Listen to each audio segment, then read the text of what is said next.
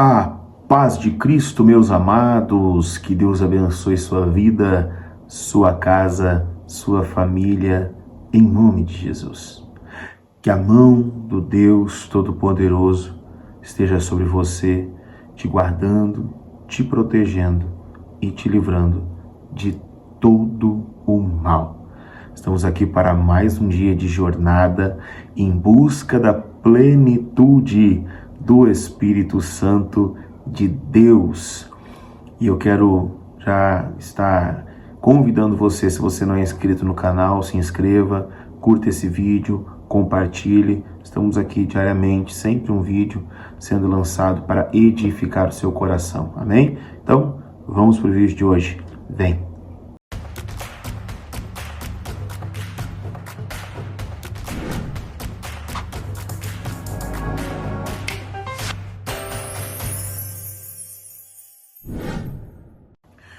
Glória a Deus, nós que nessa semana estamos falando sobre Lucas, capítulo 7 e o verso 36 a seguir, aonde fala daquela mulher que quebra um vaso de alabastro, ou seja, ela deslacra aquele vaso que estava lacrado e derrama aquele perfume muito caro sobre Jesus.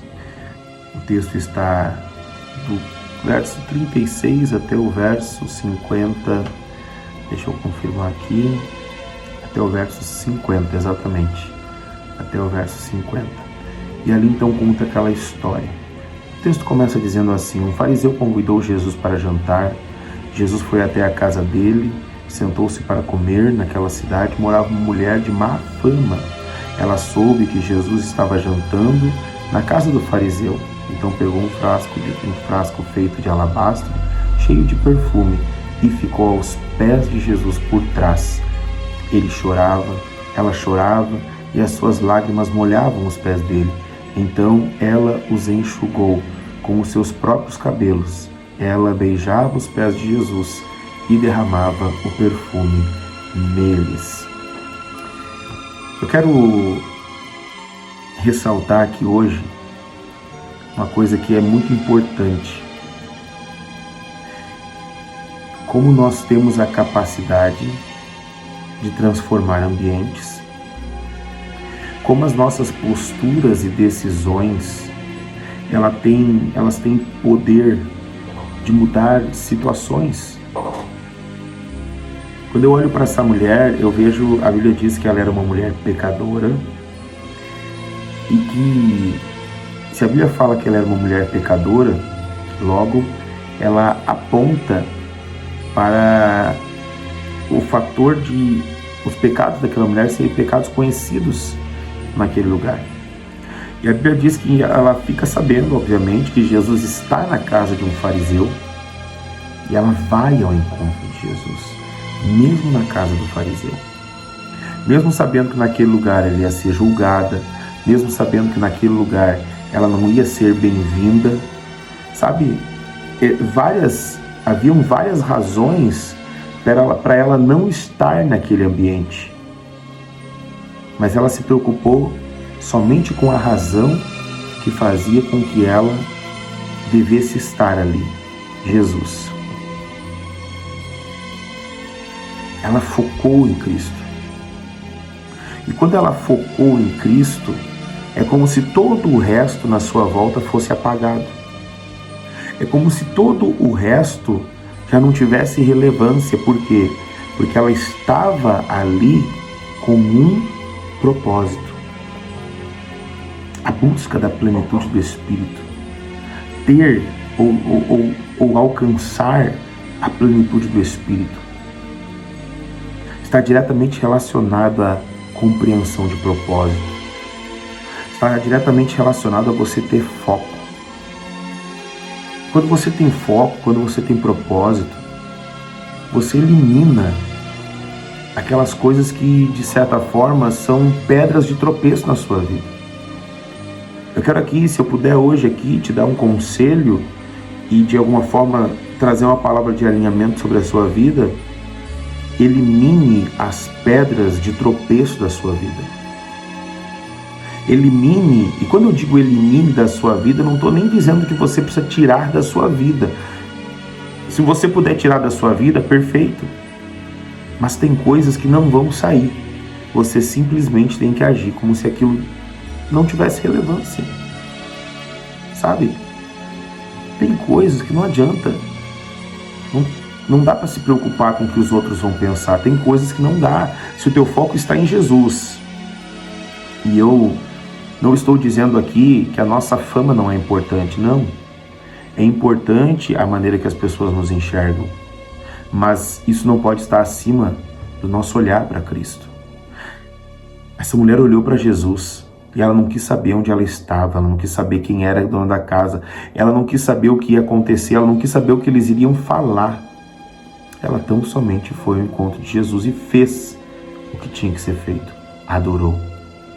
E aquele ambiente que era um ambiente de julgamento, era um ambiente religioso, era um ambiente talvez carregado de, sabe, só quem já viveu em um contexto assim, que um fica buscando um tropeço do outro, sabe, onde um fica buscando que o outro caia para que alguém possa parecer mais alto. Essa mulher, ela chega com um coração totalmente quebrantado diante de Deus.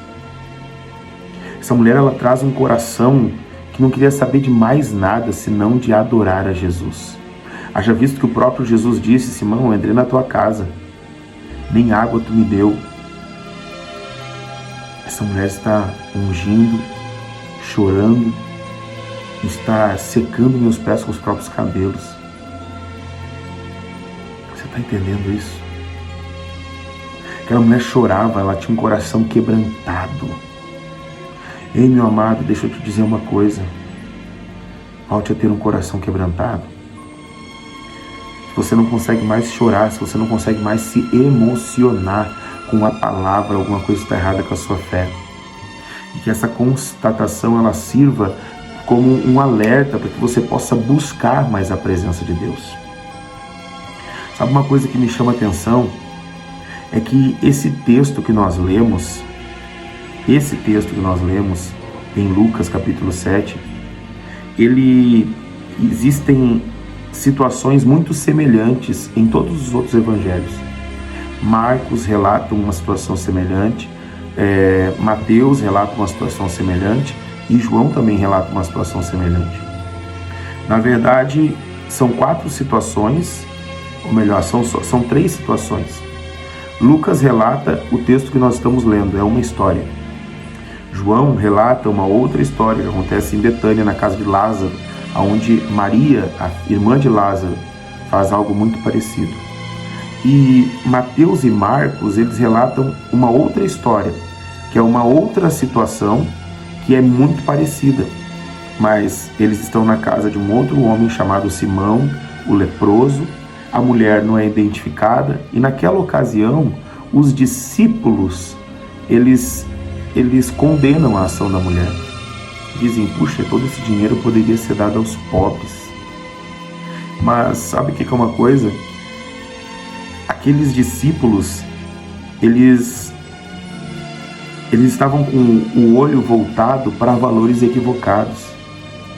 Tanto é que Jesus responde a eles, Jesus diz assim: os pobres estarão convosco o tempo inteiro.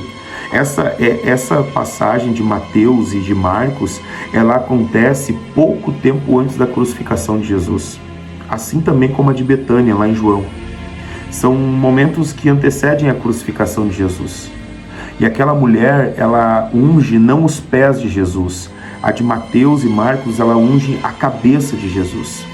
Já Maria, irmã de Lázaro, unge os pés de Jesus também. Na verdade, quando aquela mulher derrama aquele óleo precioso sobre a cabeça de Jesus, estava o reconhecendo como um Messias. Há um simbolismo muito forte.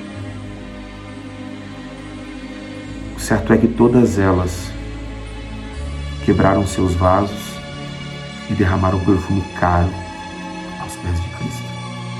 Todas elas foram julgadas pelo que fizeram.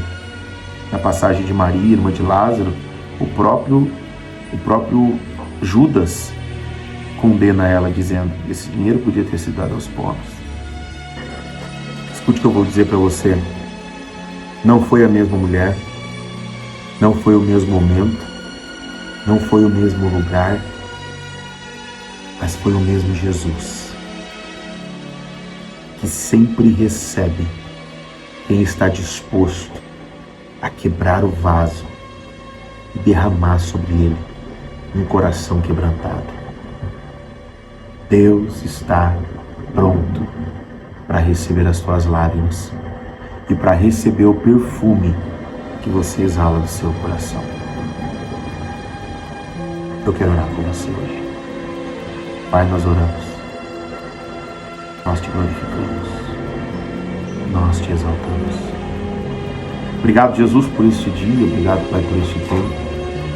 E obrigado porque o Senhor está sempre pronto para nos receber, Pai. Nós te louvamos, Deus. Eu abençoo e eu oro, Pai, por esta vida, por esta família, por esta casa, por essa pessoa, Pai, que se encontra talvez com o coração distante, talvez com propósitos equivocados, com olhares, Pai amado, vislumbrando coisas erradas, Senhor. Pai, eu oro, Deus. Eu oro pela minha vida, oro pelos meus irmãos, oro pela igreja. Nós não venhamos perder um coração quebrantado. Que nós possamos ser como Davi, Pai, que nunca perdeu o cajado, mas também nunca perdeu a harpa, mesmo quando recebeu uma coroa. Que nós possamos seguir adoradores, servidores, apaixonados por Ti. Em nome de Jesus. Assim nós oramos. Amém. Glória a Deus, meus amados, que Deus abençoe tua vida poderosamente. Em nome de Jesus Cristo, fique em